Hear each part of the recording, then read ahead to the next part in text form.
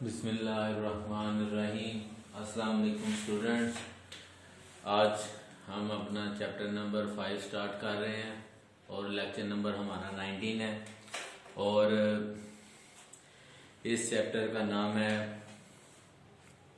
Introduction to Microsoft access. तो इसमें जो हमारा सबसे पहला क्वेश्चन है वो ये है कि व्हाट इज MS एक्सेस यानी कि Microsoft access, right it's advantages.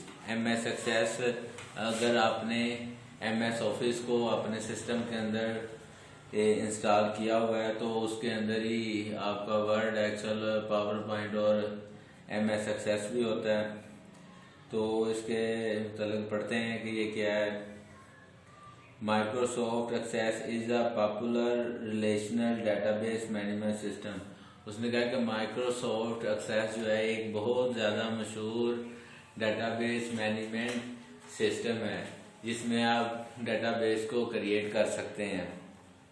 It provides various built in features to create database and view information. ये हमें बहुत से बिल्ट इन फीचर्स जो कि इसके अंदर ऑलरेडी बने हुए हैं वो हमें फराहम करता है डेटाबेस को बनाने के लिए और इन्फॉर्मेशन को देखने के लिए। It can store and process a large amount of data.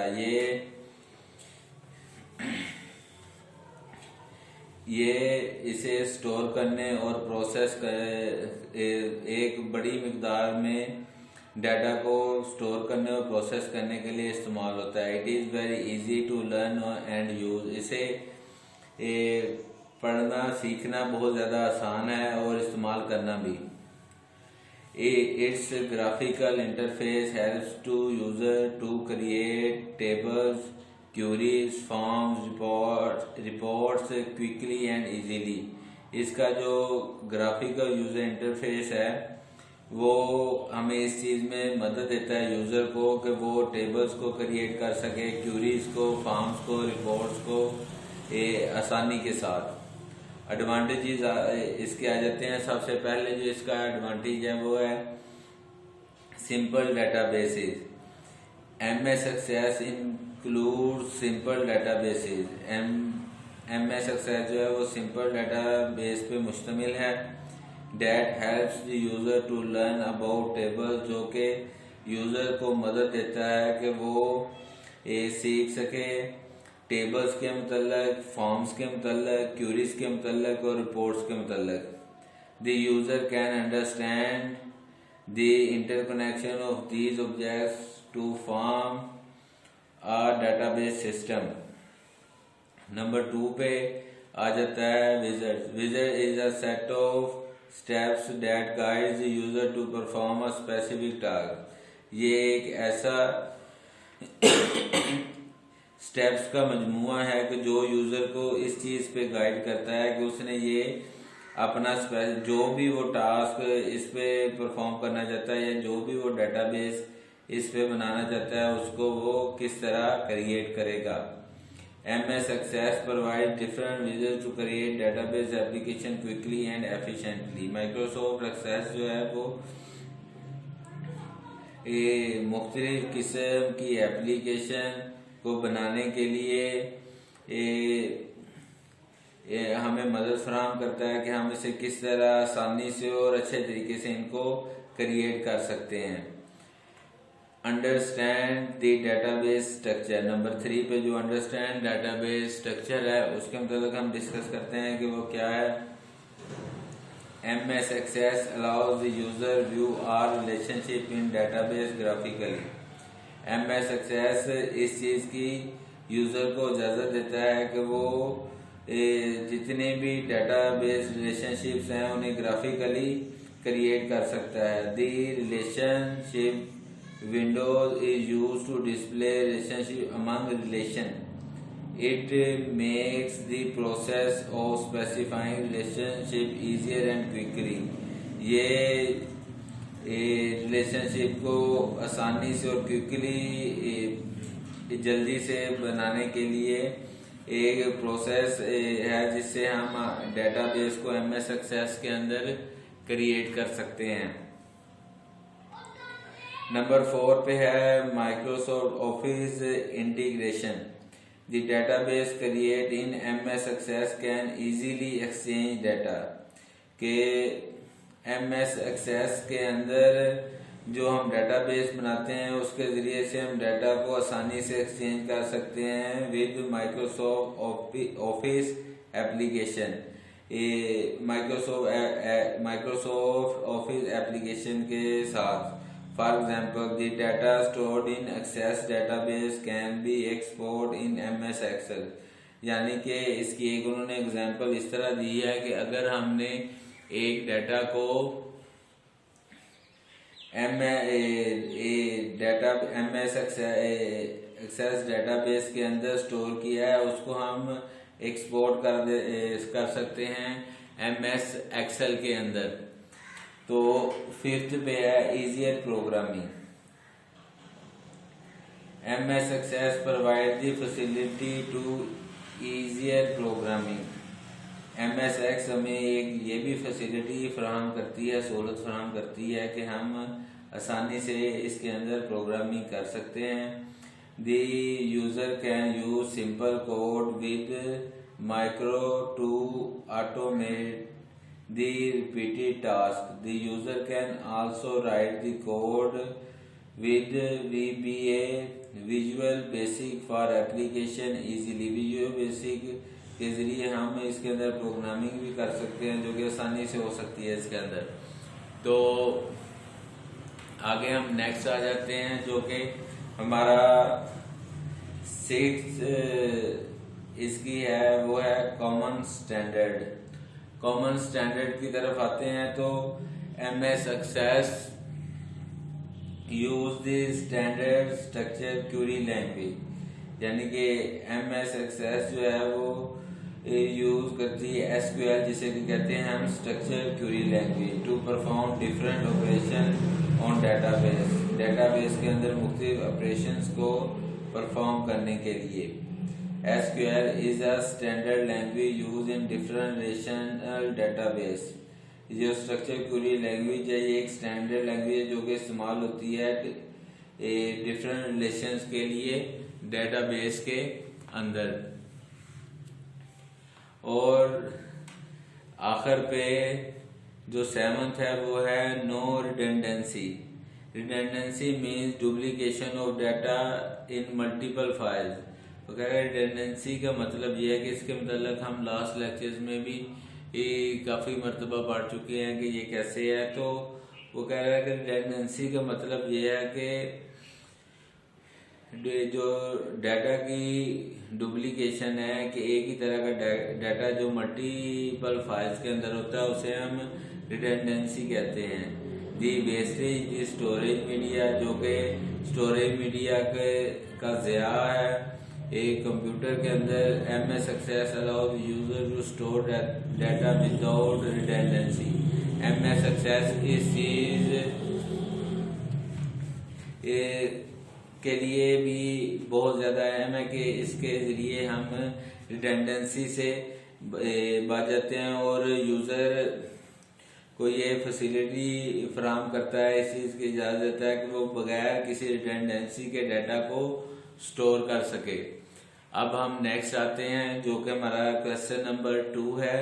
What is an IDE? Discuss its advantages and disadvantages. IDE stand for Integrated Development Environment. It provides different facility to create database application easily. ये हमें मुख्तलिफ किस्म की facilities provide करता है database को आसानी से बनाने के लिए। It is a graphical interface. ये ग्राफिकल इंटरफेस है where the user can specify the requirements for the database application.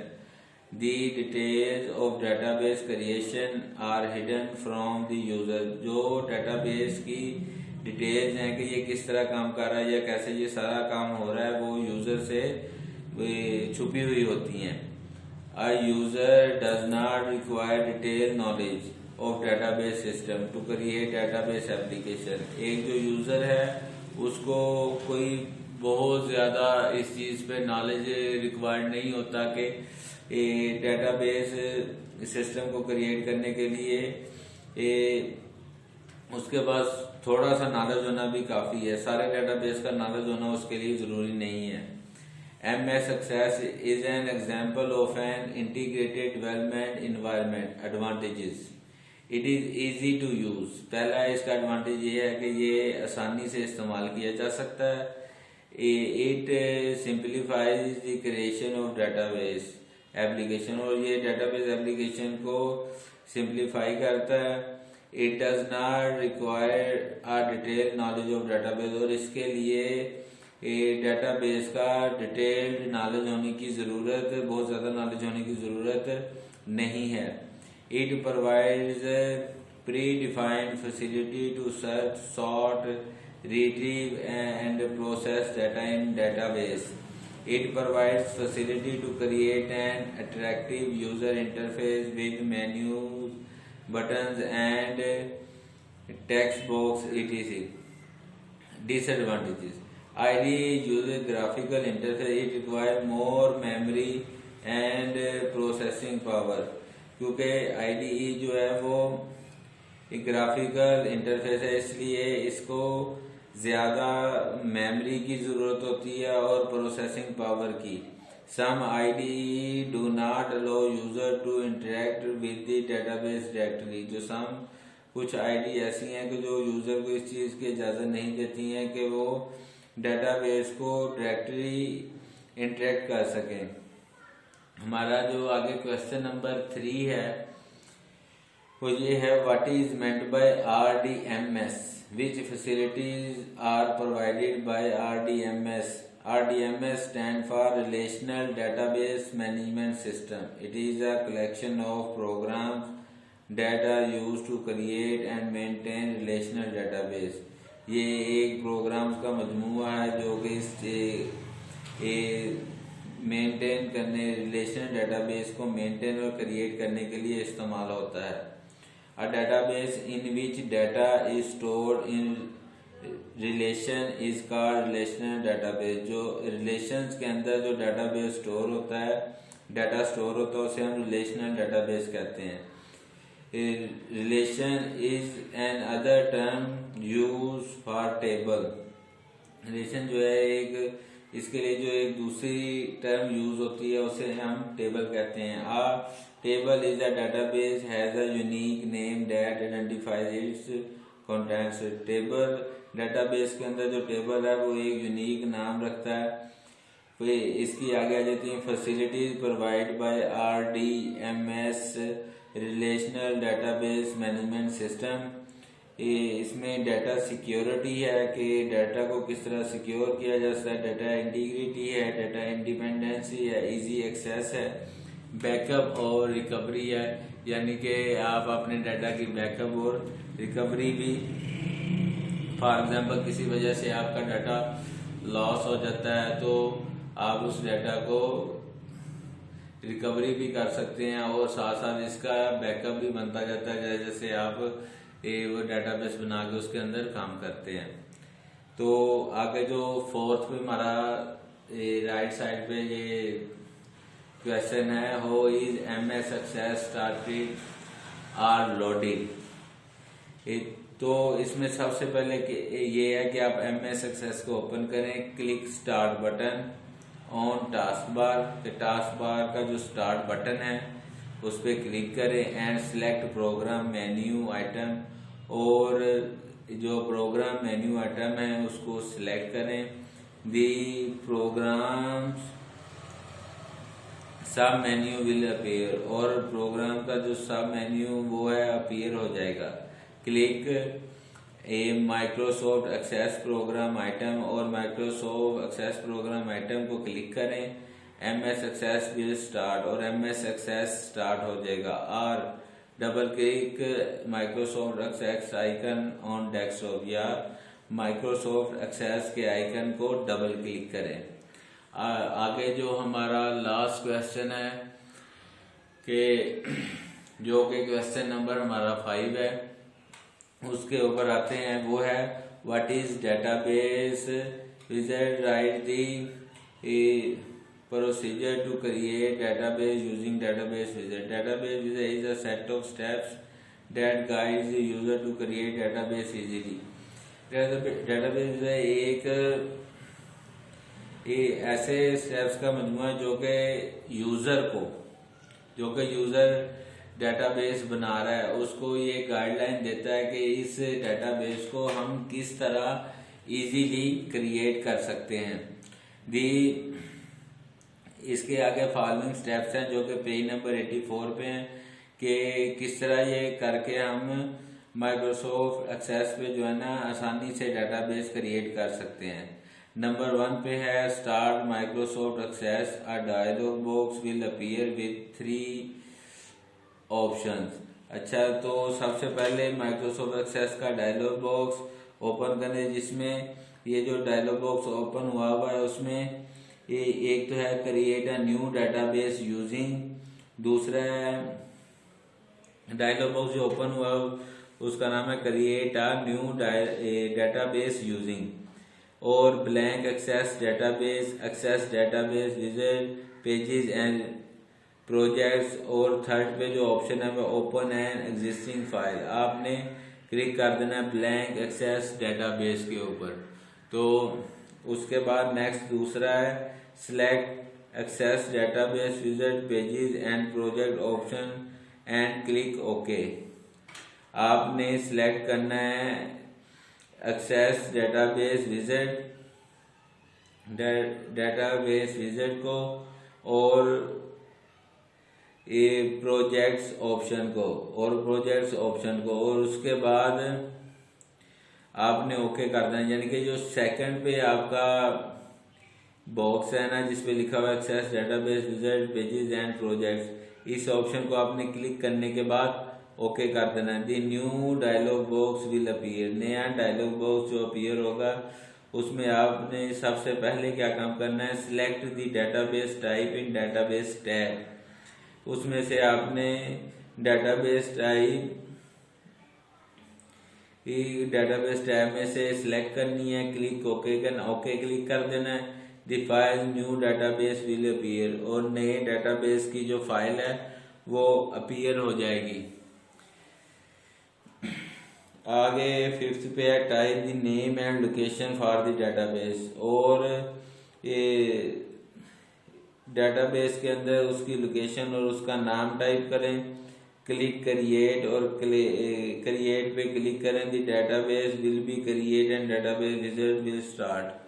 तो डेटाबेस क्रिएट हो जाएगा और डेटाबेस विजिट जो है वो स्टार्ट हो जाएगा। तो स्टूडेंट्स, आज का हमारा लेक्चर यहाँ तक ही था। तो आप लोगों को ये बताता चलूँ कि आप ये लेक्चर अच्छी तरह से पढ़ें, इन्हें याद करें।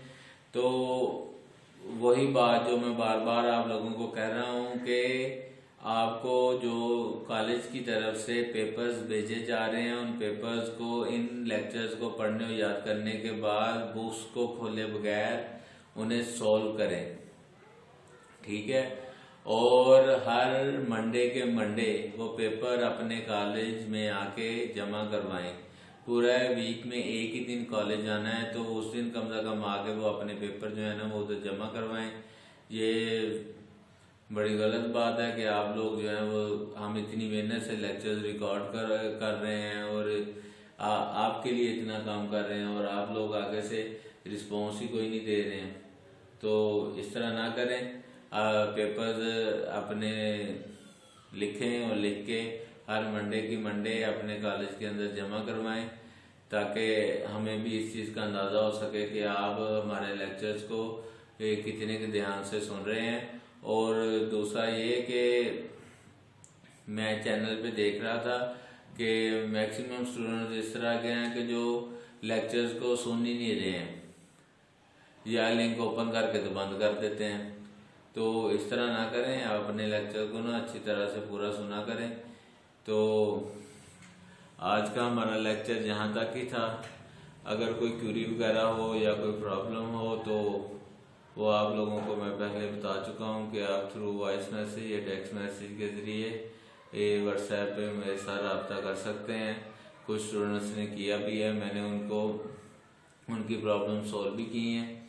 तो आप व्हाट्सएप पे, क्योंकि आप लोगों को मैंने अपना नंबर दिया हुआ है, उसके ज़रिए से आप रब्ता कर सकते हैं। आज के लिए सिर्फ इतना ही था। इंशाल्लाह नेक्स्ट लेक्चर में हाजिर होंगे। अल्लाह हाफिज़।